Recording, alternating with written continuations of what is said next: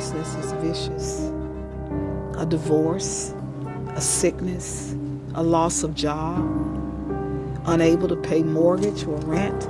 They may have a felony or prison time or a DUI. Homelessness takes away a person's dignity. Some are just so sick.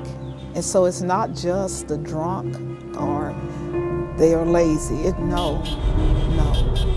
Homelessness is a cycle.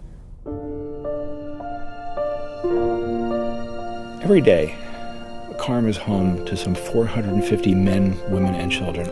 Every one of them deserves to meet the one that can change their life forever. We usher each person into his presence. And yet I wrestled with this idea. How are we ushering people into his presence and they're still coming back? What are we missing? What revolutionary change has to take place at KARM in order to keep that from continuing to occur? Homelessness seems to be a cycle. Some will say that someone enters homelessness, they will cycle in and out of that 3 times. Berea was designed to break that cycle of homelessness to a one and done. We have combined all of the powerful elements of working, learning, and serving into a revolutionary way that people can build a stronger foundation for their lives going forward once they leave KARM.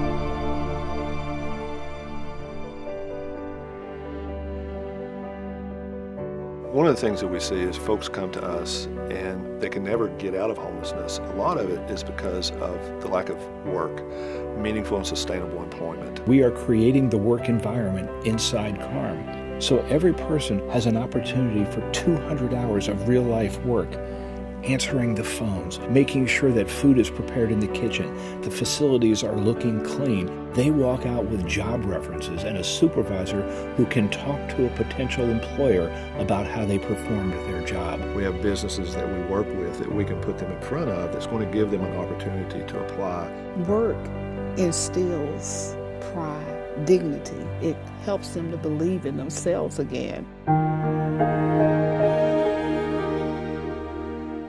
Every class that they attend, God is there within those pages. Sometimes they think we've been to a Bible study, but it was a class on mental health. Another class that we have is making work count. So that's when a student is ready to start looking for employment. We work with them to help them put together a resume. We actually bring some folks in and we go through mock interviews. This goes with them. It gives them confidence. That's the word, confidence. As they've been working here at KARM, they've been learning.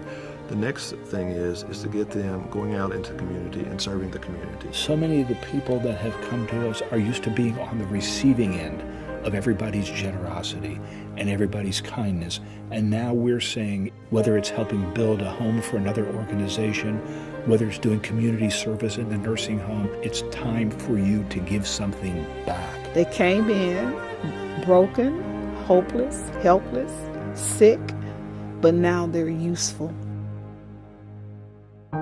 There is no recovery without Christ.